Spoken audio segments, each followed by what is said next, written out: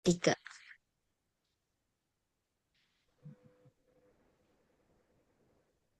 Udah, oke. Ya, Assalamualaikum warahmatullahi wabarakatuh. Waalaikumsalam Waalaikumsalam. warahmatullahi wabarakatuh. Nah, di sini kami dari kelompok 6 akan mempresentasikan mengenai tokoh Angkatan Balai Pustaka, yaitu Tulis Sutan Sati. Dengan saya, Sevanin Amelia, NIM 250-2007-4169. Kemudian dengan dua rekan saya, lanjut, monggo Kak. Saya Al-Aul Rizky Aulia dengan NIM 25020074063 dan selanjutnya adalah rekan saya. Perkenalkan, nama saya Nur Aido Holis dengan NIM 25020074044. Nah, sekarang langsung aja tanpa basa-basi kita masuk ke biografi singkat dari Tulis Sutan Sati. Nah, si Tulis Sutan Sati ini dia adalah sastrawan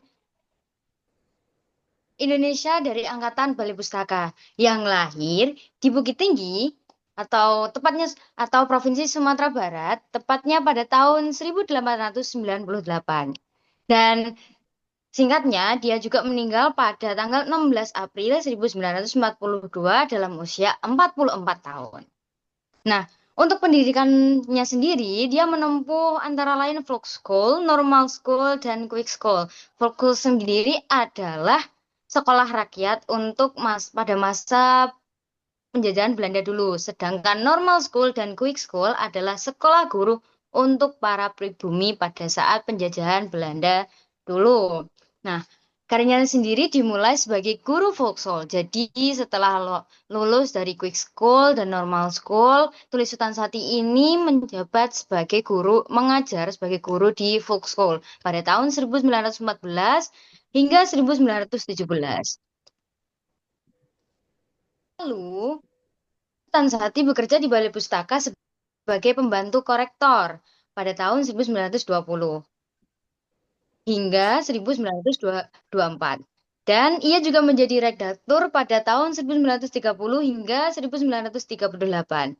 Hingga pada kemudian dia diangkat menjadi pemimpin redaksi sampai 1940. Nah, dalam kehidupan pribadinya nih, ia menikah dua kali.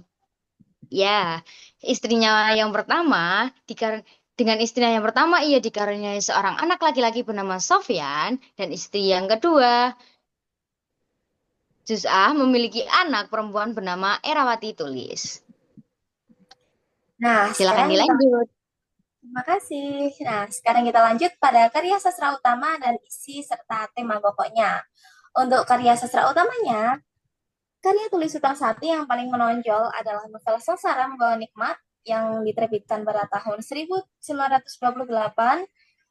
dengan kisaran tahun segitu dan 1929 yang menjadi salah satu karya penting dalam sejarah sastra Indonesia modern.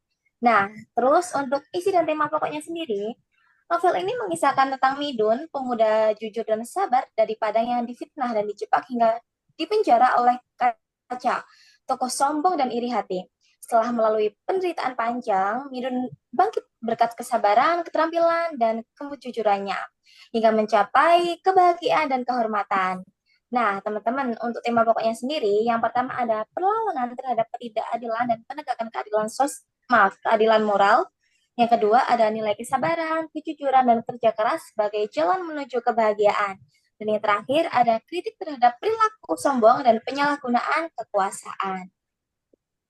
Selanjutnya, teman saya. Nah, sekarang kita masuk ke bagian diskusi. Jadi, pertanyaan pertamanya yaitu apa kontribusi Balai Pustaka terhadap perkembangan sastra modern Indonesia, teman-teman?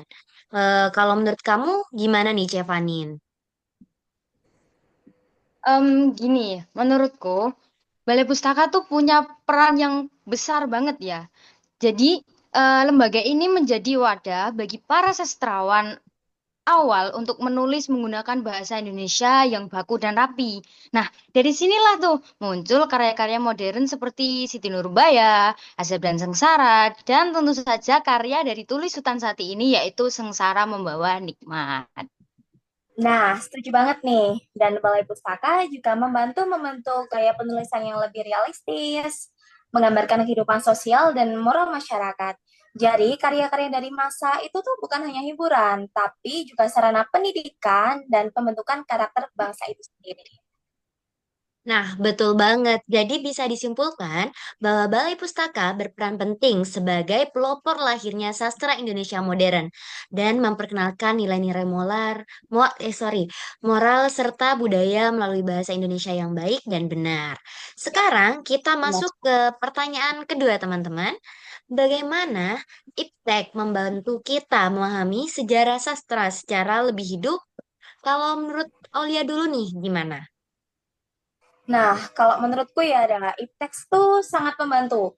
Dengan teknologi digital, kita semua tuh bisa mengakses seperti karya-karya sastra lama secara online, membaca e-booknya, serta menonton adaptasi film atau dokumenter tentang karya Balai Pustaka. Itu tuh bikin belajar sastra kita tuh jadi lebih menarik banget. Ya, exactly, bener banget. Sekarang kan juga ada museum digital ya, dan pameran virtual tentang Balai Pustaka. Nah, jadi kita bisa menjelajahi sejarah sastra tanpa harus datang langsung. Teknologi-teknologi ini bikin kita bisa memahami masa lalu dengan cara yang lebih hidup dan interaktif. Nah, itu dia. Jadi, IPTEK tidak hanya melestarikan karya sastra lama, teman-teman, tapi juga membantu generasi sekarang untuk lebih dekat dengan sejarah sastra Indonesia melalui pengalaman visual dan digital yang menarik.